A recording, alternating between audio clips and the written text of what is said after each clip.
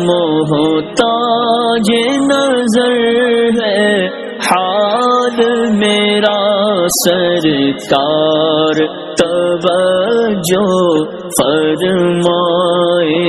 سرکار توجہ فرمائے۔ الرحمن الرحیم ایک مشہور جملہ ہے کہ ادب ہی پہلا کرینہ ہے محبت کے کرینوں میں۔ جب انسان میں ادب آ جاتا ہے تو انسان اللہ جل مجدہ کے قرب خاص کی منزلوں کو پا لیتا ہے۔ ادب کی مثال سمجھنے کے لیے آج کی نشست میں ہم جائزہ لیتے ہیں شیخ ملت اسلامیہ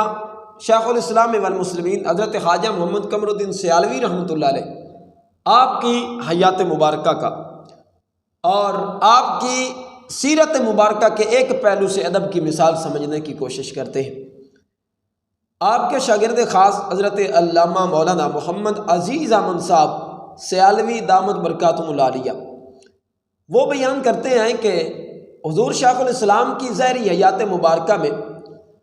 آستان مقدس آستانہ عالیہ سیال شریف سے لے کر دارالعلوم ضیاء شمس الاسلام تک کا جو راستہ تھا، اس راستہ کے درمیان میں کوئی بھی کاغذ کا ٹکڑا نظر نہیں آتا تھا۔ اس کی وجہ یہ تھی کہ حضور شیخ الاسلام دربار شریف سے اپنے مریدین کے ساتھ پیدل دارالعلوم کی طرف روانہ ہوتے اور دارالعلوم تشریف لاتے، تو رستے کے اندر جہاں جہاں آپ کو سفید کاغذ کا ٹکڑا نظر آتا تو آپ اسے اٹھانے کی کوشش کرتے۔ بعض ٹکڑے خود اٹھا لیتے اور زیادہ تر ٹکڑے آپ کے ساتھ جو متوسلین تھے مریدین تھے وہ اٹھا لیتے تھے۔ اور پھر دارالعلوم کے اندر جب انٹر ہوتے تو وہاں پہ بھی اگر کوئی صاف سادہ کاغذ کا ٹکڑا نظر آتا تو اس کو اٹھا لیتے۔ سمجھ تو آتی ہے نا یار، جو حضور شیخ الاسلام ایک صاف سادہ کاغذ کے ٹکڑے کا اتنا ادب کرتے تھے،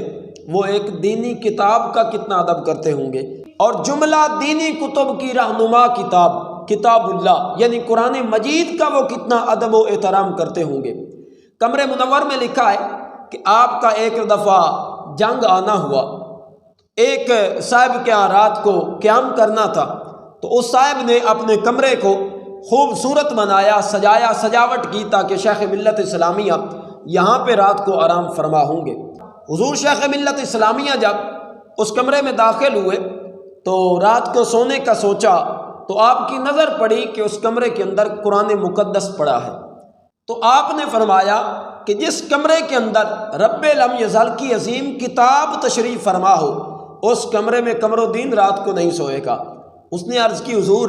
آپ مہربانی فرمائے یہیں پہ تشریف فرما رکھے، میں قرآن مقدس کو اٹھا کے دوسرے کمرے میں رکھ دیتا ہوں۔ آپ نے فرمایا اللہ کی پاک کتاب کو کیوں اٹھاتا ہے، قمر الدین کیوں نہیں اٹھ کے دوسرے کمرہ میں جاتا،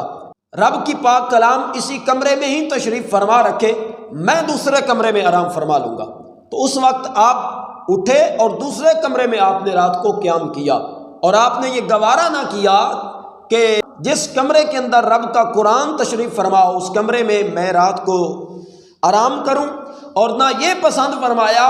کہ قرآن مقدس کو اٹھا کر دوسرے کمرے میں رکھ دیا جائے اور تب میں یہاں پہ آرام کروں، بلکہ خود آپ اٹھے اور دوسرے کمرے میں رات کو قیام فرمایا۔ تو اس لیے پیارے دوستو، ہمارے لیے سیکھنے کا موقع یہ ہے کہ ہم ان عظیم شخصیات کی سیرت مبارکہ کے مختلف پہلوؤں کو مد نظر رکھ کے اپنی زندگی بسر کریں۔ جب بھی ہم راستے کے اندر چل رہے ہوتے ہیں عام طور پہ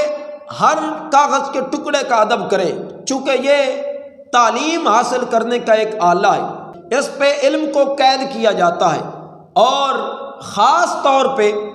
جس بھی کاغذ کے ٹکڑے پہ کسی بھی شخصیت کا نام مقدس لکھا ہو اس کاغذ کے ٹکڑے کا ضرور ادب کریں۔ اخبارات ہوتی ہیں اور بعض اوقات اس طرح ہوتا ہے کہ کتب کے بعض اوراق بعض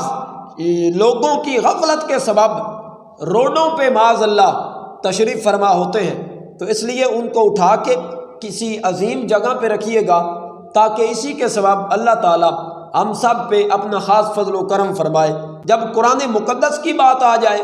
تو پھر دو رائے کی تو بات ہی کوئی نہیں ہے، جتنا ہو سکے اس پاک کلام کا ادب کیجیے گا، اسی میں کامیابی، اسی میں کامرانی، اور اسی میں رب لم یزل اور اس کے پیارے محبوب کریم علیہ الصلوۃ والتسلیم کی